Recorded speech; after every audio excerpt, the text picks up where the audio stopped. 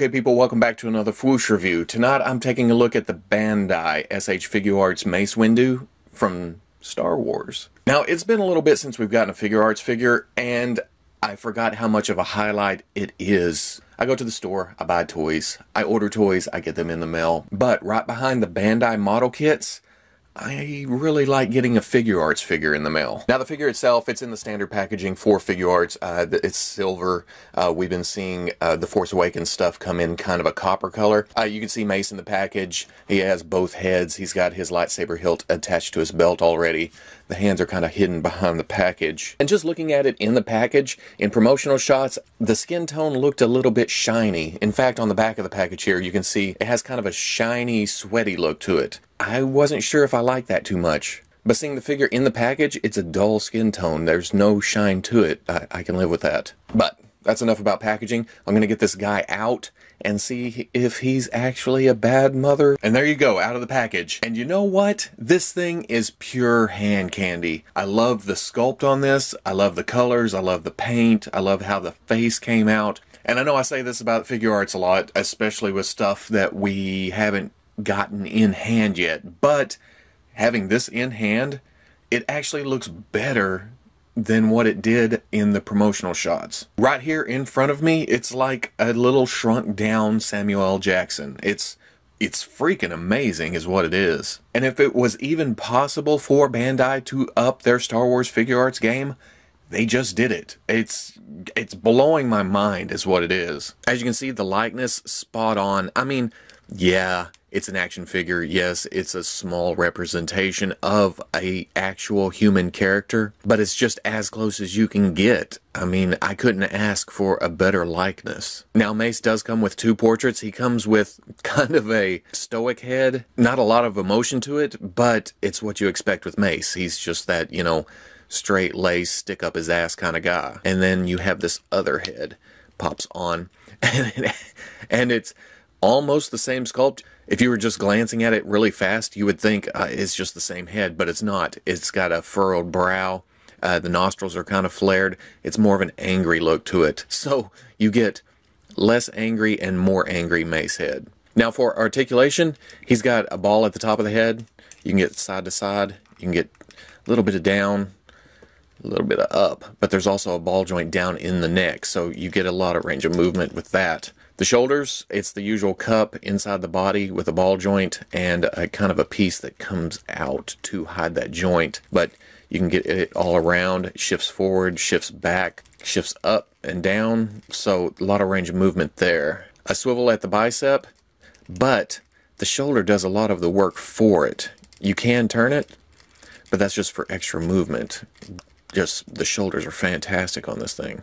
Got a hinge at the elbow, comes up about that far, but you can get a little bit of extra by popping it, and it comes out of that socket a little bit. It does expose the cup of the upper arm. There's also swivel there, so you can turn it there too. It's crazy how much movement the arms have. The wrists are the usual Bandai kind of ball on a swivel. You can get it to hinge any direction you want depending on how you put the hand on, and then it swivels.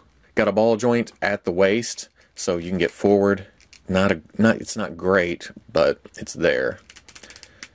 Get back, get side, get side. It's got the standard Bandai hips, kind of a ball joint. You can get forward, you can get back, you can get out, but it also has a shift down, so you can get even more movement every direction. There's a swivel at the thigh. You can turn it. Hinge at the knee. Goes back about that far. Ball down into the ankle, so you get back, you get forward, you get some side to side, and then a hinge at the toe where you can just push that up. For accessories, Mace comes with, in the package, he comes with two fists. These look great, standard fists. He comes with two splayed hands, kind of the force wielding, lightsaber battle type hands. And then he comes with two gripping hands, both go around the lightsaber. I'll show that here in a minute. Now, compared to some of the Figuarts in the past, these are really easy to switch out. They just pop off. You pop the other hand on, and you're done. That's it. I mean, I think it was Maul, where the hands were a nightmare to get on and off, but not here. These work really well. On the gripping hands, you have to remember that the hole is offset a little bit to try to give it a little bit more movement up and down. and the hole actually goes up into the thumb, so don't try to directly put it on. You come around, you pop it on at an angle, kinda. Now, he does come with his purple lightsaber. The hilt's nicely sculpted, it's nicely painted, it's got the little black grooves, some gold to it, some silver, and the blade is removable. So this works out really well because at the bottom of the hilt, there is a peg. I don't know if that's the activation button or what's going on there, but if you take the hilt and try to jam it down, it gets jammed on that peg.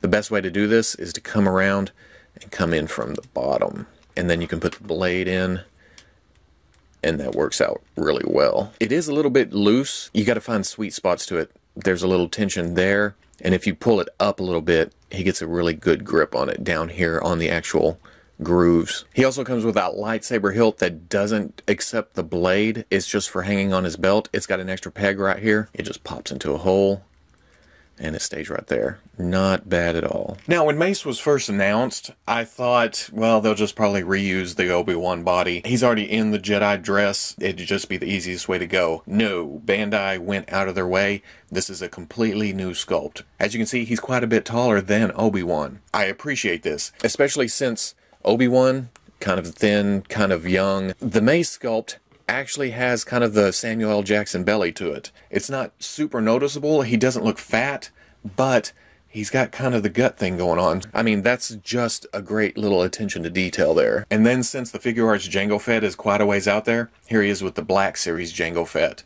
This works great. Again, he's taller. He fits in perfectly with your Black Series figures. So at the end of the day, if the previous Star Wars Figuarts figures have been home runs, Mace here is a grand slam. Like I said, the sculpt, the paints, just everything about it. This is a 6-inch scale Mace Windu. That's all there is to it. I cannot see any other company doing a better job than Bandai did here. The figure just oozes awesomeness. There's not a lot of difference between the heads, but just switching them out makes all the difference in the world depending on what kind of pose you want him in. Even though we have Han Solo and Chewbacca and the droids and several others on our wish list because they've shown them, they just haven't put them up for pre-order. As much as I need those figures, this figure makes me want more Jedi from the prequels. I need the whole council. I can't even imagine how awesome a Figuarts Yoda would be, but going beyond that, I need Ki-Adi-Mundi, I need Plo Koon, Saesee Tiin. I'm probably butchering the pronunciation on these, but I need them all. So my recommendation, you should have already bought this. If you haven't already bought it, what are you waiting for? Just go out, grab it. You will not be disappointed. So if you like the review, comment, like, subscribe, and I'll catch you on the Fwoosh. I feel like the Figuarts Phasma does a good job of getting across that it's a female form underneath the armor. But given that it's Gwendoline Christie and she's 6'3", I feel like this is a little bit short with the regular Stormtrooper.